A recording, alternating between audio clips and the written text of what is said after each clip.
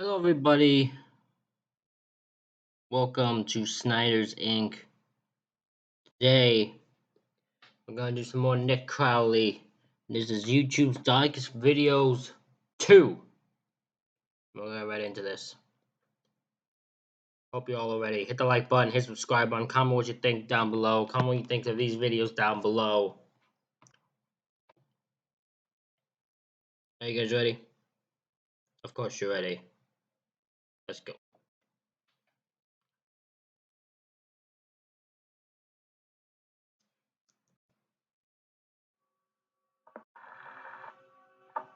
Nature gathering its forces for still another unending assault on man.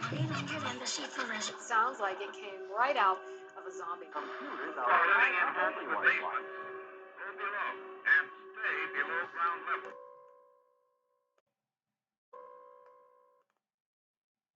Tornado warning.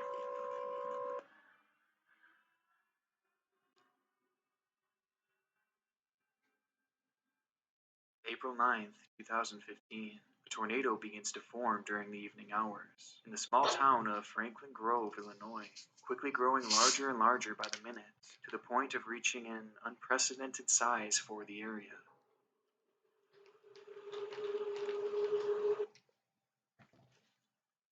Miles away in the town of Fairdale, 67-year-old Geraldine Schultz spotted the vortex forming in the distance. Worried, she called her husband Clem into the kitchen, where the two would stand watching the tornado out their window. For the couple, tornadoes were nothing new, and Clem was quickly able to determine that the storm would likely miss them to the east. But just to be safe, he went upstairs to grab some lanterns, in the likely event of a power outage. Upon doing so, Clem would catch a glimpse of the tornado outside the bedroom window, having grown significantly closer. Its wind speeds were well over 200 miles an hour. Having been classified as an EF4, it was the largest twister the area had ever seen. In awe of its size, Clem began to record out the window, still certain that the storm was heading east.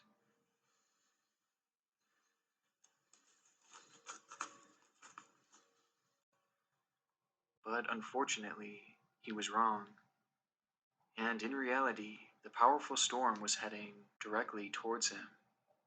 By the time Clem would realize this, it was far too late. There was no time to run, and not a chance to hide. All he could do was stand there helplessly and watch.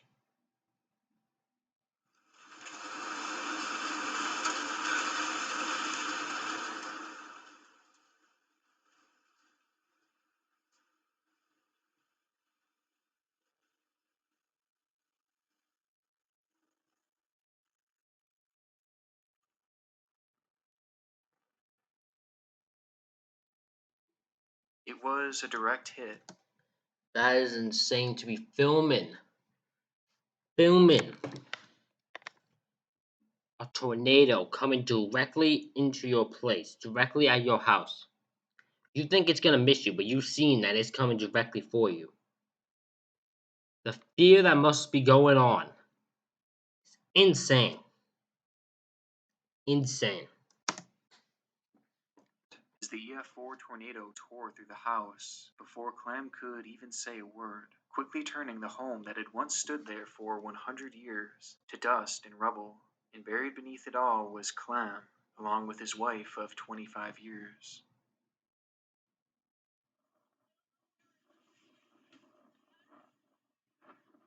They got fire rescue on the way, okay? Against all odds, Clem would somehow survive, pulling himself up from the field of debris. Look at him.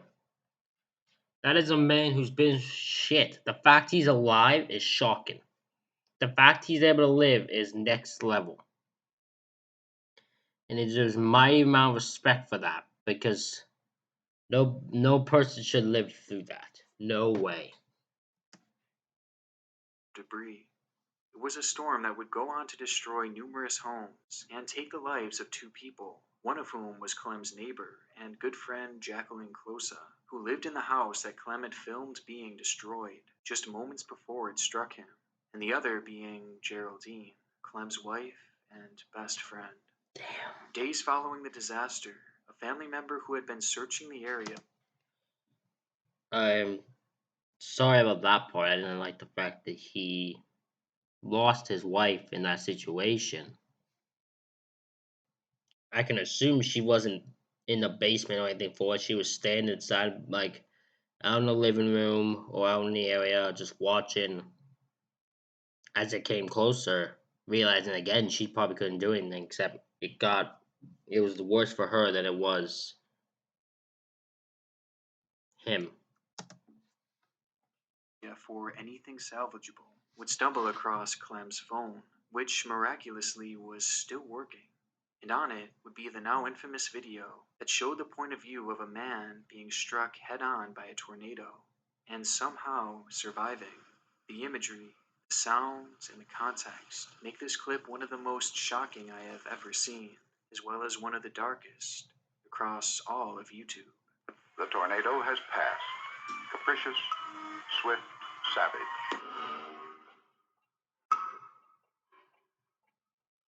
Before we move on to the next video, I want to briefly thank today's sponsor, Casetify.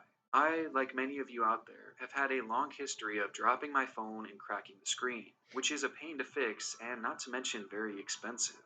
But luckily, Casetify is here to help. Casetify is a tech accessory brand that makes high-quality cases for phones and AirPods, along with a number of other accessories. Their impact cases are my personal favorite though, as they're engineered with a 2-layer construction of Qi tech, which makes it drop test approved for drops up to 6.5 feet. These cases come in a ton of unique designs for whatever style you're into, and you can even customize them with your name or a monogram.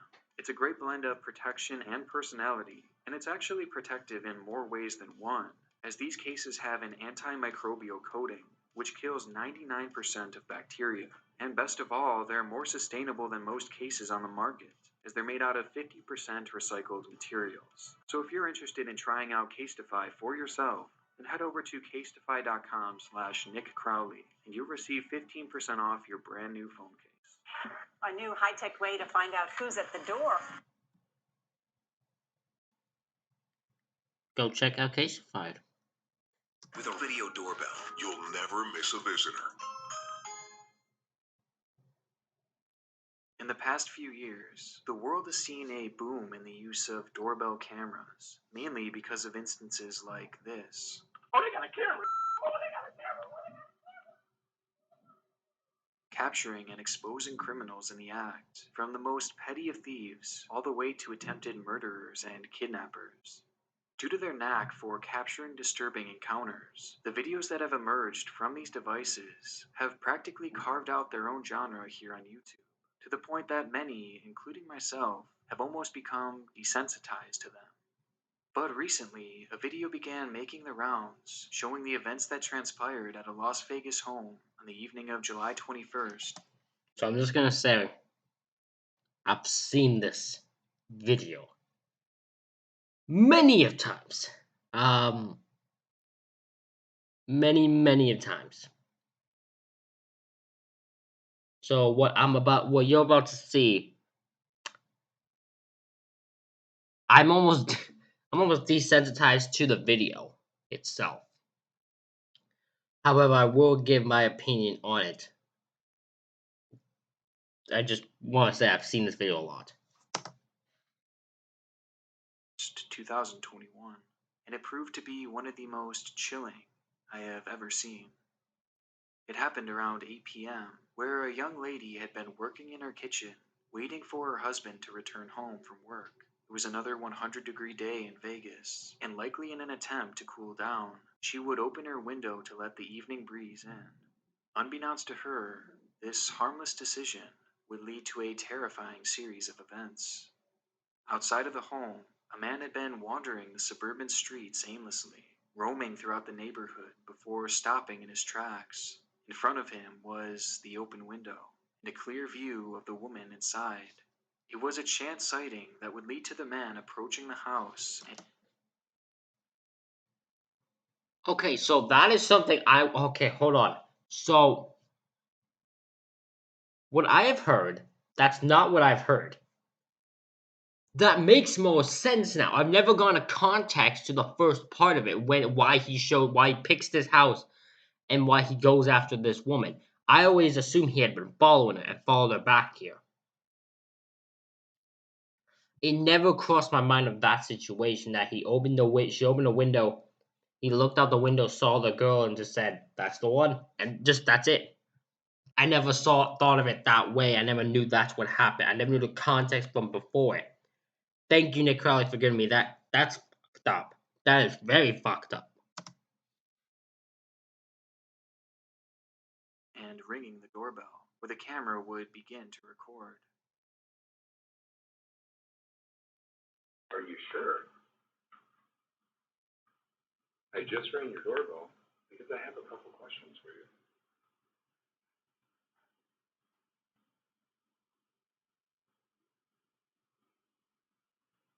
Are you sure? I just rang your doorbell because I have a couple questions for you. Are you sure? What? Are you sure? I just rang your doorbell because I have a couple questions for you. What makes this weird, right? And Nick Crowley will probably tell us this. He's not talking to no one. He's not talking. This is the guy doing it by himself. This guy's talking to himself, mumbling to himself, saying, "Are you sure?" and saying, repeating himself. He's doing this to himself. No one's answering him.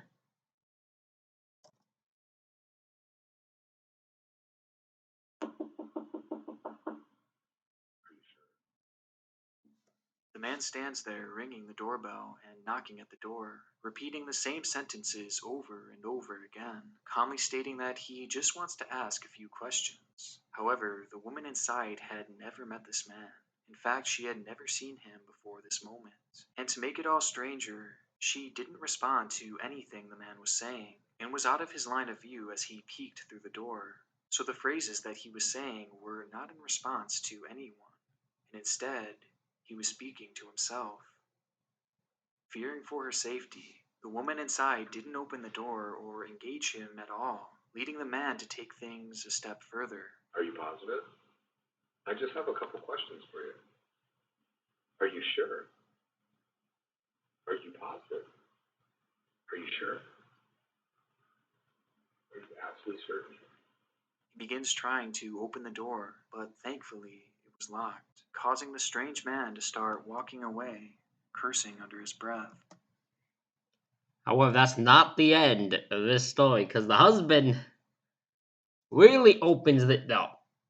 The husband goes to answer the doorbell, and let's just say things pick up. Things get taken to a new level. How fucked up this guy is.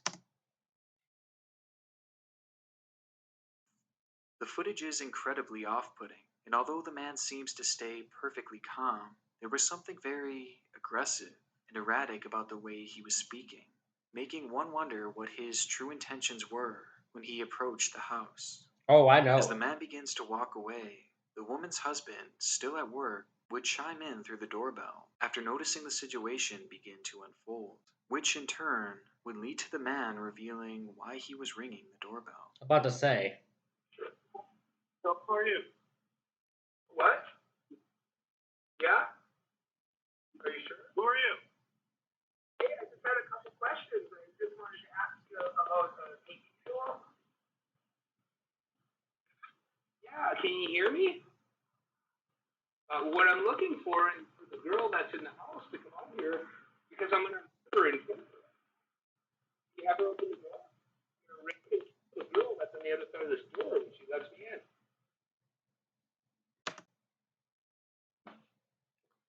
I want you, right, to put into perspective what you just heard. And this man calmly, like it's normal, walked up to this guy, walked up to this and said, "I'm looking for the lady on the other end of the door to let me in because I'm going to rape her and kill her. Can you get her to let me in?" Like, this is normal. Like, people should do this. Like, people should let him in so he can do this. What the fuck's wrong with this guy? What the fuck's wrong with him? Like, that's fucked up. That's not normal. You're not right in the head, dude. Get your ass together. What the hell's wrong with you? It was no secret what he had planned for that evening. He outright says it, even revealing that he had the weapons to make it happen. I want to rip her first. I have a knife, a gun. And I'm going to knock on her door again. If that woman had opened the door, or if that door had been unlocked, well, we know what would have happened. But thankfully, neither of those situations played out, and instead the man walked away muttering the same phrases over and over again. Yeah. What?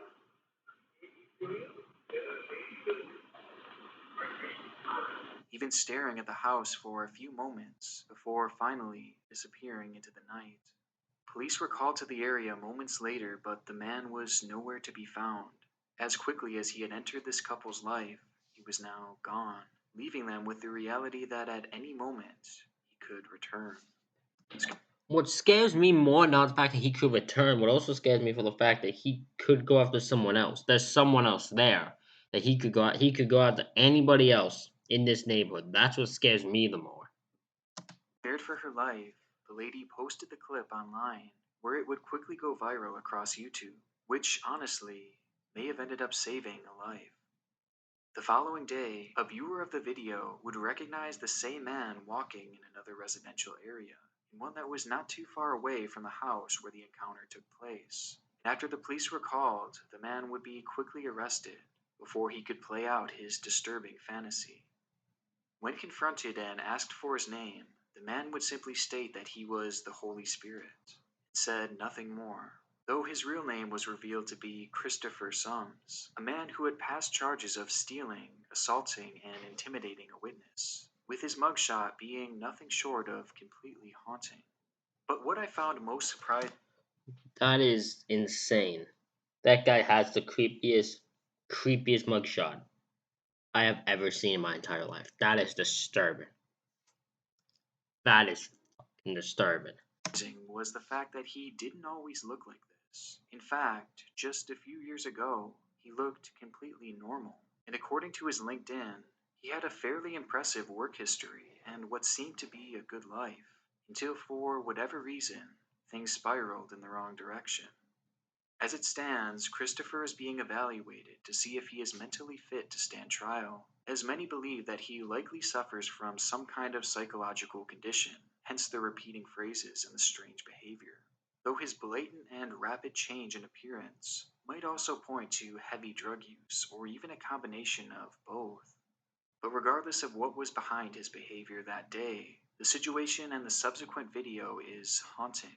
Could have been so much worse had that door been opened. Are you sure? I feel like everyone's out to get me. This is Baby McConaughey posted this. YouTube is a site that draws in people from all walks of life, each with their own unique motivation for starting up their channels. Some are in it for the money and the fame, while others are in it for the love of creating content. But sprinkled throughout the site are a select few who come here to feel heard and to get something off their chest. Something that for 27-year-old Tebebe Mukanin would be his primary motivation for posting his first and only video on March 17, 2018. Tebebe had struggled his whole life with mental illness, suffering from both schizophrenia and bipolar disorder. These mental illnesses led to an event in 2013 where he would wander off from his home unprovoked. Outside, he began to walk for miles, essentially in a daze, before finding himself in what he described as a very dangerous part of town. Thankfully, Tebebe would be safely found before anything had happened to him, but this incident would prove to be life-changing, as it would lead to his hospitalization due to his unpredictable and dangerous behavior. This would also start a long spell of being given heavy medication to help with his schizophrenia and bipolar disorder. Over the course of the next 4 years, Tebebe would find himself in and out of the hospital, prescribed a variety of powerful antipsychotic drugs, something that would consume his life as he felt like he was no longer in control of his actions. And feeling trapped, he would turn to YouTube to share his story. Hello, this is Tebebe Mukanin. I'm talking and putting this video because I wanted to bring awareness to a situation that I'm dealing with that's very painful. I was hospitalized June 25th, 2013. I went there to supposedly get an IV. I ended up being forced to take medication, and it was pure hell. They gave me Haldol, Risperidol, and they were forcing antipsychotics down my throat. It was absolute torture and hell. In the 10-minute video, Tabebe made it clear that he was not consenting to this medical treatment, and he explained how the medication he was forced to take made him feel like a zombie, even saying that it had gotten so bad that he had thoughts of taking his own life. It was bad. It was really bad, and I had suicidal ideation. Throughout the clip, Tabebe comes across as intelligent and well-spoken, but traces of his illness shine through periodically. For instance, he explains how immediately after being released from the hospital on multiple occasions, he would wander away from his home, even attempting to be homeless for a while admitting that he didn't know why this was an issue, or why it would always lead to him going back to the hospital. I got off, and I think I had another episode, as they like to say, where I said I wanted to be homeless. That's it. All I said was I wanted to be homeless. So, and I proceeded to be homeless. And next thing I know, the cops came and they arrested me and they took me back to the hospital. Then after that, I left and I tried to be homeless again, and I was hospitalized again. But things would be further escalated as Tabebe casually explains how he has violent outbursts, even resorting to punching multiple people who were trying to give him medication, as well as starving himself in retaliation. So I started getting violent, and I started punching people, and I started attacking people in the hospital, and they had to tie me down. I began to lash out, like, I'm going to protest this. I'm going to starve myself as a way of hopefully stopping this ridiculous forced treatment for absolutely nothing. And by the end of the video, Tabebe flat out explains that he does not have any sort of mental illness, or have any symptoms for that matter, calling what was happening to him an injustice. I guess I'm just trying to let you guys know the injustice that goes on. It's a truly This is a very tough one because this is a guy who has a mental illness trying to explain to you why he doesn't. And what scares me is I don't know what the reaction from him's gonna be because he wouldn't be on here unless something happened to him. Or he did something, and I'm worried on what it's gonna be. And that scares me. Because people with mental illness should be treated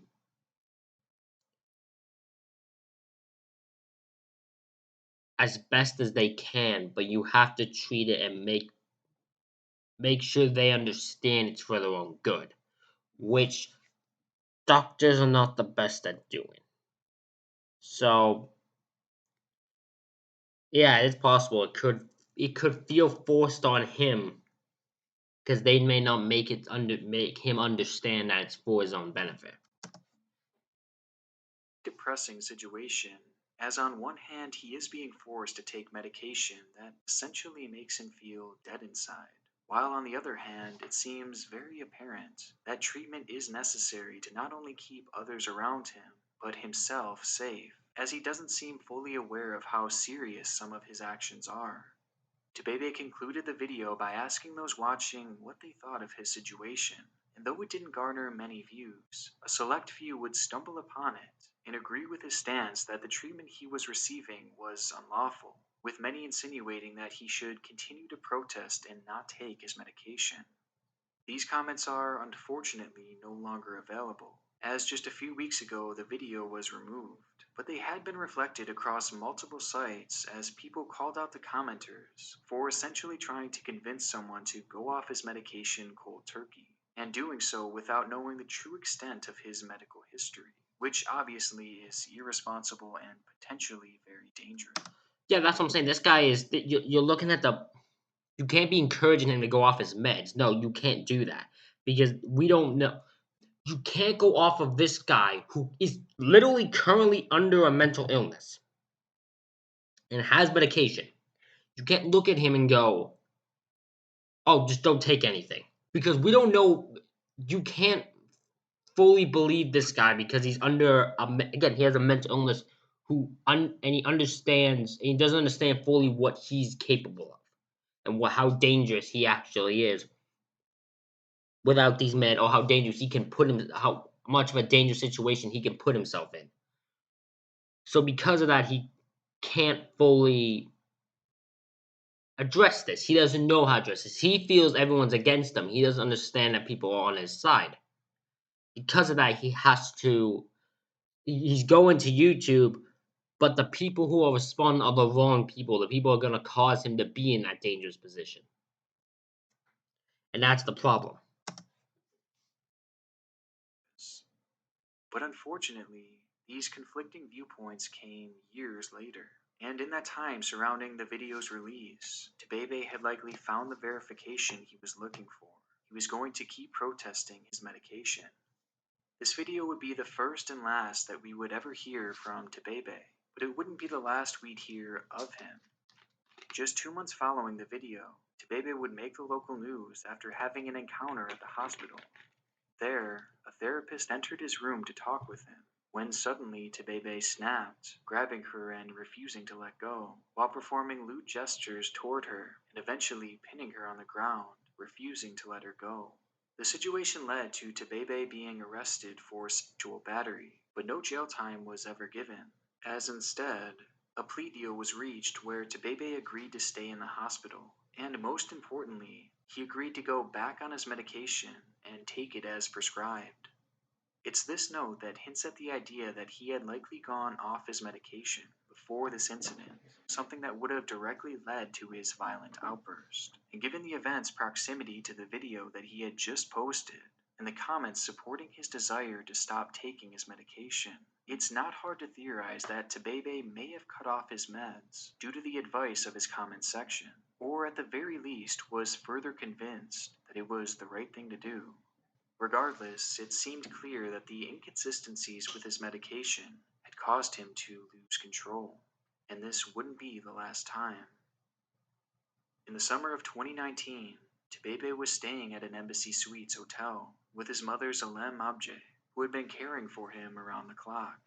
He had been moved there from the hospital as part of his treatment plan, as it kept him close by and easy to monitor regularly, but it also made him free of being cooped up in a hospital room, which clearly he didn't enjoy. The change of scenery was likely supposed to calm Tebebe and his growing anger issues, but unfortunately, his violent outbursts did not stop there. On August 20th at 1:30 a.m., Tebebe would get into an altercation with his mother in their hotel room. It's not clear what had started the arguments, but things would quickly turn physical, as Tebebe started to shove his mother, pushing her so hard that it would knock her out of the room, and then onto their balcony. Their room was on one of the top floors of the hotel, and it overlooked the lobby down below, and in one more violent outburst, Tebebe would give one final push, this time knocking her all the way over the railing, causing her to plummet to the ground below.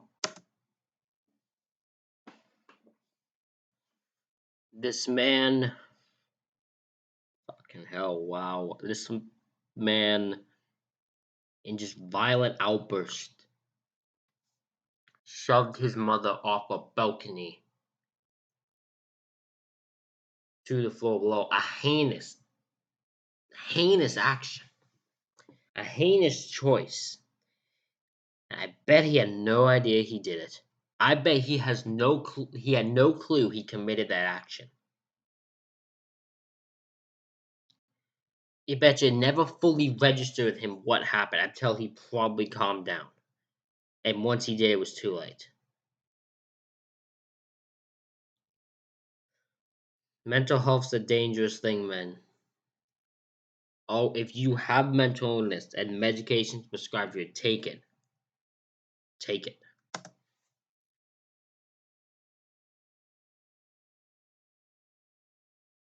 She did not survive the impact.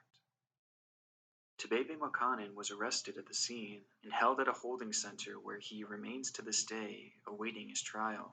Though his crime is clear, and it's likely he will spend the rest of his life either behind bars or in some kind of institution. The events that happened on that fateful morning are still somewhat unknown to this day, but we do know the events that led up to it, and the years of hurt and anger that Tebebe had built up, as well as his inconsistent and dangerous use of antipsychotics, which, unsurprisingly, it appears that he had again attempted to take himself off of his meds in the time surrounding his murderous fit, with this being used as the likely reason for his behavior that day, something that was telegraphed in one single video, which, looking back, almost foreshadows the tragic events that were soon to come. Events that may have been further spurred on by the viewers watching him. True miracle happened right out of a zombie movie. Our next video takes us across the world to the Philippines in mid-July 2014. The story begins on a tragic note as a family says their goodbyes to their 3-year-old daughter. In the days prior, the young girl had developed a severe fever, and without access to an up-to-date medical facility, she would pass away in the morning hours of July 12th. With no pulse and no heartbeat, the little girl was pronounced dead and taken home to prepare for the funeral, which would be held the next day. It was obviously a somber event, as the girl was placed in her casket and the lid was shut. Family members and loved ones gathered around to celebrate the short life of a child who deserved so much more, and watch as she was placed into the ground, which would be her final resting place. But before that would happen, one of the neighbors had been in charge of arranging the young girl's body before burial. Though something strange happened when he went to do so. Inside the coffin, the young girl's head began to move. It was a slight twitch, but in a panic, the neighbor checked for a pulse only to discover that her heart was still beating and the young girl was breathing. One of the family members begins to record as the sudden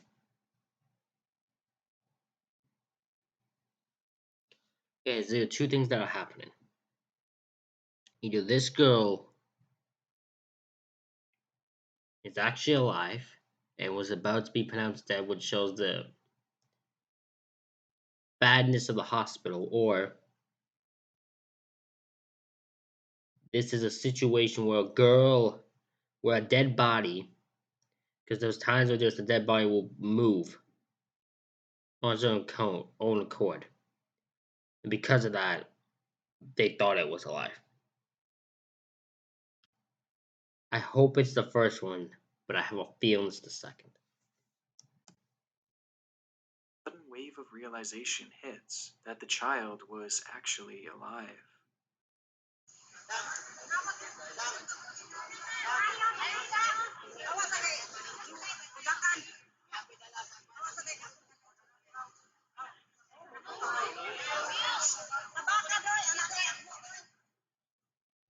It's the ultimate case of what if.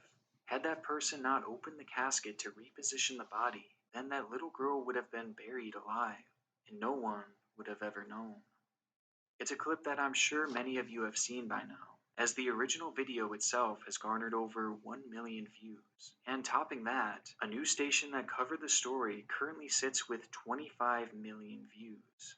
It's one of the more viral horror stories that I've ever seen on YouTube, as seemingly everyone knows about this infamous video. And rightfully so. I mean, it's one of the craziest stories I have ever seen, both on YouTube or in the news. But the only problem is, this viral video didn't tell the whole story. The story itself does in fact appear to be true, having been confirmed by Philippine officials who admitted that a mistake had been made in that particular hospital, which led to the mix-up and almost to the mistaken burial. But the story doesn't have the happy ending that many of us thought, as in reality, that child never actually woke up. She did have a pulse and shallow breathing, but she would never regain consciousness and remained in a comatose state. In fact, just 2 days after this video was taken, and on the 15th of July, she would once again be pronounced dead, this time for real. But looking back on the viral video viewed by millions, the anchors say that she was fine, calling it a miracle. Happy tears, knowing that thankfully she's fine. I'm glad they opened that casket to check to move around. Now, it may be possible that they just didn't know this at the time, as based off of the way they're talking, it seems like their report would have came out the day or the day after the child was found alive.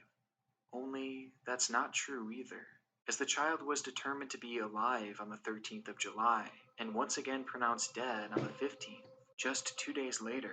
Yet this video was published a full month later, on August 13th, 2014. So when this video went live, that little girl was long gone, and this is something that they likely knew, as it had been well reported in other major news outlets on the day of her actual passing. I mean, nowadays, even the top Google result for this incident mentions her passing, and it came out on the very day it happened. So when this video went live, they had to have known it wasn't true. What started on its own as one of the darkest videos on... That's weirder. Why would the news tell a story on a girl found alive, woke up in a funeral, and then not have it be knowing the fact she's dead? Knowing that fact, they still go with it. Like, that's weird. That makes no sense. I can assume just because it's went up on YouTube, then it is probable it was a thing that was recorded the day of that being happening, and then they just didn't upload it until the 15th, unless that was a live thing they did. And if that's the case, they're just messed up for doing that. I don't know why they did that.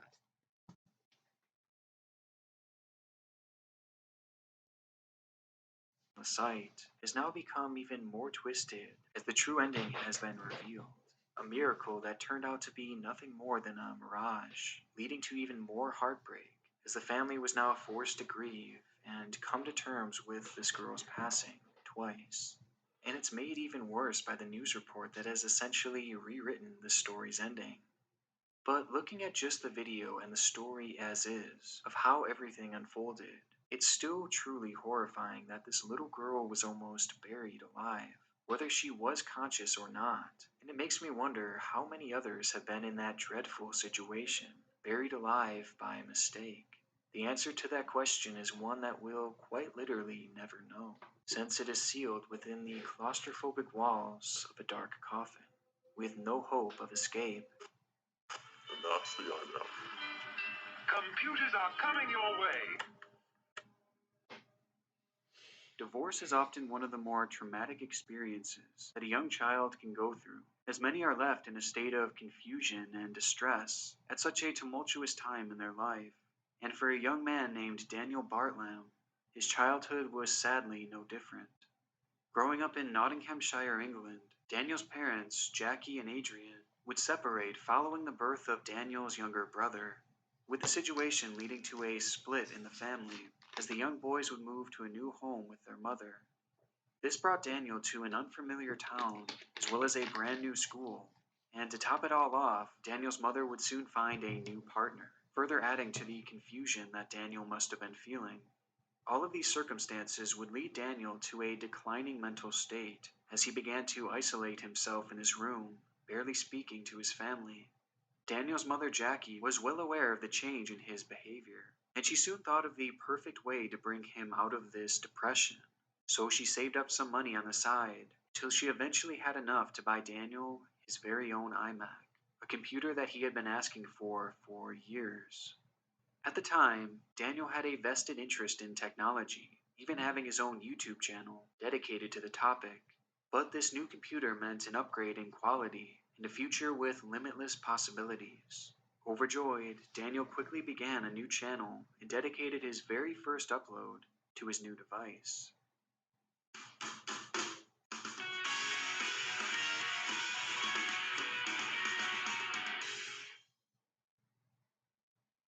Hello YouTube, this is Daniel EB1702 here, and it's finally happened.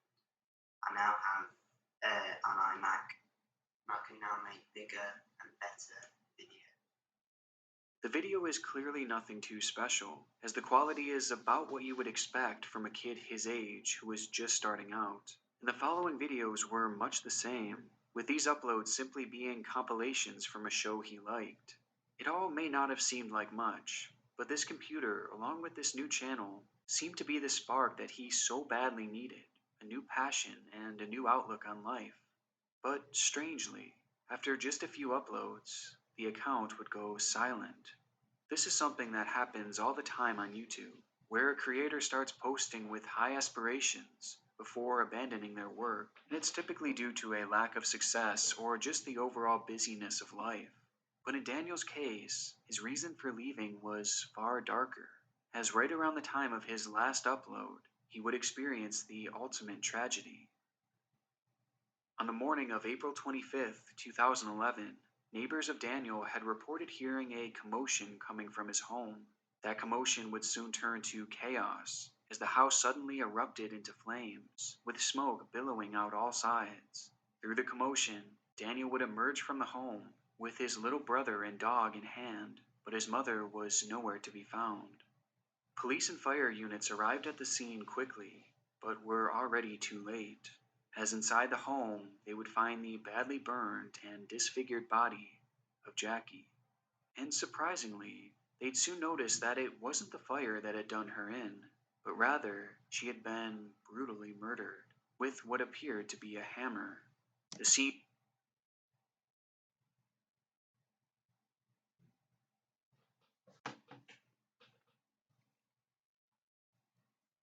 Daniel, what the fuck did you do? Why the fuck did you just do what you just did to your mother? What the fuck's wrong with you, dude? What the hell? You're fucked up. You're fucked up for this.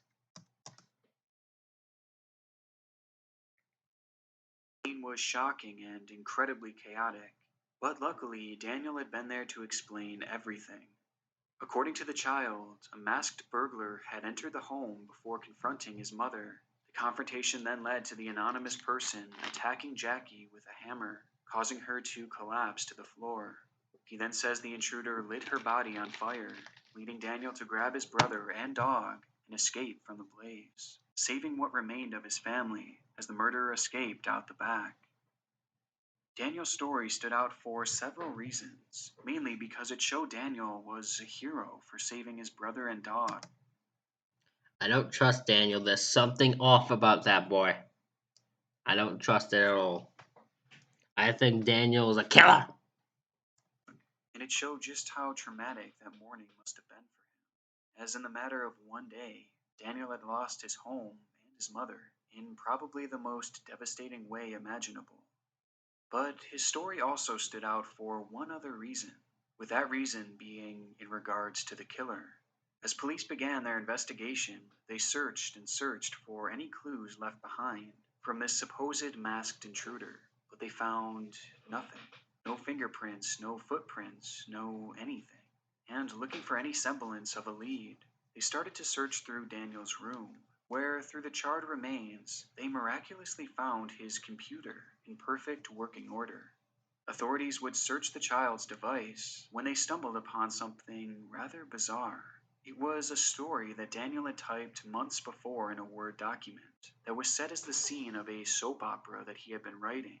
The story read, Daniel Bartlam, 1997 to 2047, the longest serving male character to be on the show. The only place he couldn't get away with his deeds was with his mother Jackie. So one evening he made it look as though it was a break-in and murdered his mother with a hammer, and then set her and the family home alight, but helped his brother out to safety and got his neighbors to contact the police. Well then, wonder what happened there. I wonder what happened there, you little boy.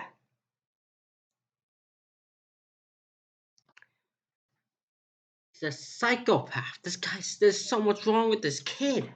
What's wrong with this kid? Why is there so much wrong with this kid? The story ends with Daniel lying to the police and getting away with murder. It was a shocking revelation, as his mother had been killed with a hammer and set on fire. through what Daniel had described as a break-in, just as his story was written. And to make it all stranger, further investigation would reveal that in the days prior to Jackie's death, Daniel had attempted to delete the document, though he had failed to fully remove it. And the findings went deeper, as countless screenshots and clips of a character from a show called Coronation Street were found on the hard drive, with it appearing as though Daniel had an obsession with this character, which proved to be rather interesting, as the character, John Stape, was a villain who had murdered another character with a claw hammer, the same weapon used on his mother. Investigators would keep digging until they eventually found the nail in the coffin, as it was revealed that in the days prior to the attack, Daniel had searched how to get away with murder. With the slew of information and the lack of evidence that a break-in had ever occurred, Daniel's story quickly fell apart, until he eventually admitted the gruesome truth that he had been the one who had taken his mother's life. On the 24th of April, Daniel would spend the night in his room rewatching one of his favorite Saw movies. He then emerged from the room carrying a claw hammer and approached his sleeping mother. He proceeded to strike her 7 times in the face before eventually setting her body on fire and escaping the home with his brother and dog, acting as the hero who had quote-unquote saved the day, when in reality it was all his doing. And the entire series of events had been plotted out on the very computer that his mother gave him, the same computer that he had so excitedly made this video on just months before the attack.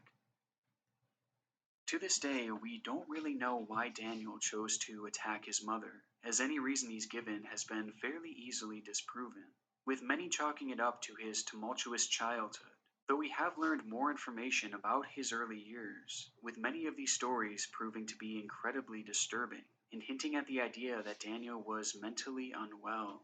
For instance, it was said that he had an obsession with gruesome movies and games that seemed to inspire his own violent thoughts, as he began watching these graphic films at the age of 8.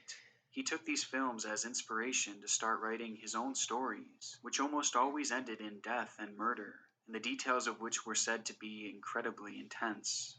And in a much darker example, about 6 weeks before the murder, during a normal day at school, Daniel began desperately yanking at his tie, insisting that it was trying to strangle him. When further asked about this, he then revealed that he was hearing voices, and those voices were telling him to hurt people. But surprisingly, after being given a psychiatric evaluation, the counselor told his mother that there was nothing wrong with Daniel. But to be on the safe side, they did offer counseling that Jackie would quickly deny, a decision that, for her, may have ultimately proven fatal. Whatever made Daniel snap that day, it was seemingly a long time coming, and despite his young age, he would be sentenced to life in prison, with a chance for parole coming in the distant future.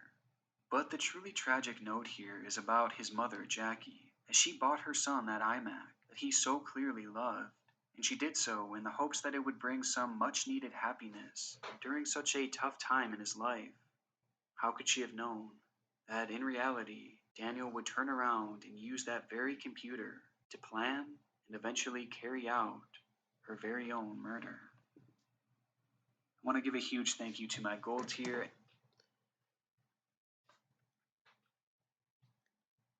That is insane of a video. These are insane videos. The fact that kid did that is sickening.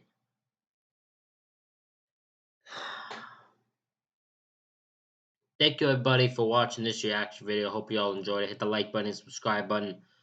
Comment what you think down below. Thank you all for watching, and I'll see you all for the next one.